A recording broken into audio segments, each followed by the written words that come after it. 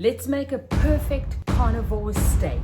Let's make something juicy, tender, delicious, highly nutritious, quick, easy, simple. Let's do it. Eat your fatty meat, drink your water. Hello, my carnivore friend, or my carnivore curious friend, or my lion diet friend. Let's cook some steak. Let's get some iron in us. Let's get some nutrients in us. Right, so I have this. It's not impressive, just a simple couple of little steakies. Got some decent fat on it, nothing over the top, but we're going to make the most of the fat that is on here. I try very hard to be eco-savvy, but there's no getting away from the fact that as a high-fat carnivore, I use a fair amount of serviettes. We have to get all the liquid off. That is the first step. Just make sure that nothing is going to sputter and pop in our pan besides the fat. So here are our two beautiful pieces of steak, nicely dry. All right, you can see there's a whole lot of yummy fat there from when I made some burgers yesterday. Let that melt and then added to that, because the steak mustn't stick. It needs to be coated in oil fully. So let's put a whole lot of tallow in. Got a whole lot of tallow. Let's get this hot, hot, hot, spitting hot. The nice thing about tallow and using animal fats is that they have a very, very high smoke point. Got enough melted oil. Can you see how much there is there? It's a lot, but it takes a lot. Right, so let's gooi our first steak. I don't think this is hot enough yet. Let's get it hot. Let's get it spitting hot. And then we attack. Woo! Spitting mad. Come on. Whoopsie. And spitting all over the show. This is one of my absolute must-have utensils. The spatter screen. Okay. See, it's not sticking to the pan because there's so much oil in the pan. So let's sear it on the other side now as well. Go. Give that a couple of seconds and then go in and sear.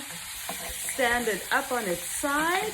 Stand it up on its side, and now I'm going to turn it off. I've turned the heat off underneath because I'm just trying to get a nice little sear on each of the sides, and then I'll just leave it to stand on its fat for a little bit.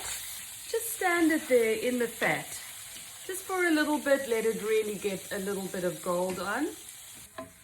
And then quite soon, put it onto a cool plate so that it can just have a couple of minutes to cool off and kind of settle itself. Let me move my meat screen out of the way, recover that, and just put a lid over it just in case there are any flies. Don't put a solid lid over it. You don't want them sweating. It's 10 minutes later, and now we operate. Now we grab the gold. This is the gold, the fat. I cut the fat off. Maybe a little bit of meat comes off with the fat. Not a big deal if it does. In fact, quite yummy. And let's get the fat off this as well. I'm going to take this beautiful fat and just cut it into some little thumb-sized pieces. There. Got the chop. Let these babies just get nice and golden inside there on a low heat for a while, like 10 minutes, but a very, very low heat. We don't want the oil to burn. We don't want any of the little bits and pieces that are still left from last night's burgers We don't want those to burn. We just want everything to have a nice, low, golden purr in the pan. And then let's chop these guys up, little thumb sizes, the scientific measurement, just to show you in case you prefer a long strip. We just give this a nice cut.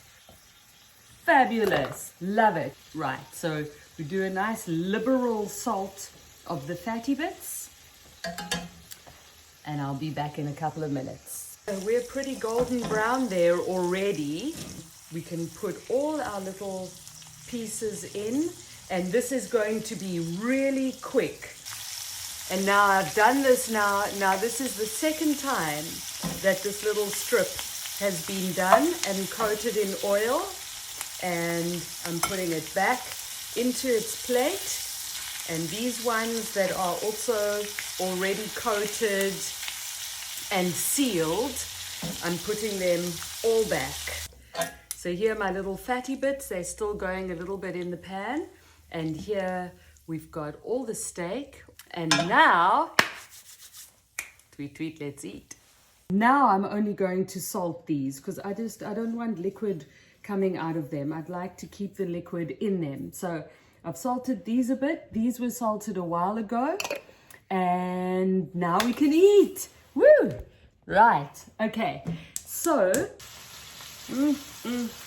and now, do not overdo. Do not overdo your steak. I'm turning it off.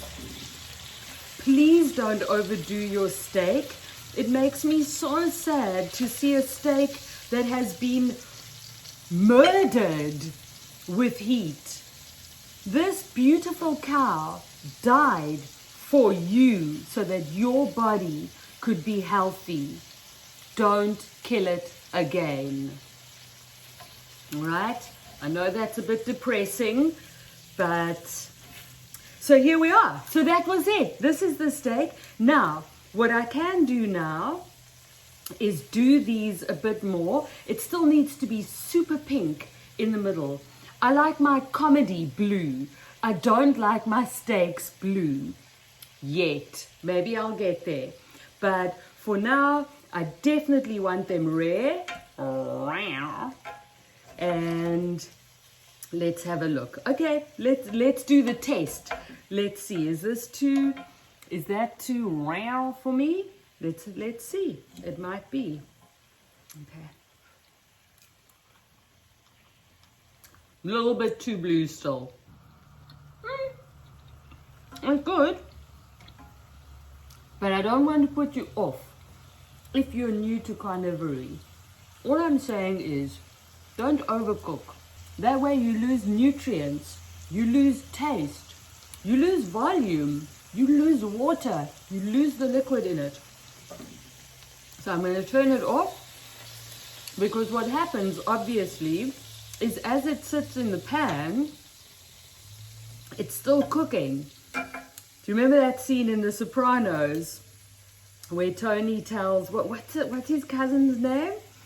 Alex, or what is his cousin's name? Tony. No, Tony's the big soprano guy. Anyway, and he's trying to tell him at the barbecue how to cook his meat. I think that was the final straw.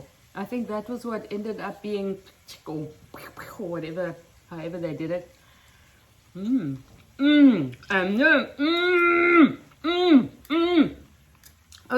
Okay. My body sucks up the nutrients. And because I haven't overcooked, you can see, that would still look raw to some people. But I know that this, in the pan, 30 seconds, and it's done. So please remember that your taste buds are going to change. They're going to acclimatize to not being pounded with sugar and processed and oils and all the highly spiced foods. This, to me, is so tasty and delicious, and it will be to you as well. Don't be put off Please don't be put off by the simplicity of meat, fat, salt, water. Okay, this stuff, this can heal your body or up-level your body if you're not in need of healing. Although I have to tell you, once you start and you start journaling all the healing as it happens, then you'll see.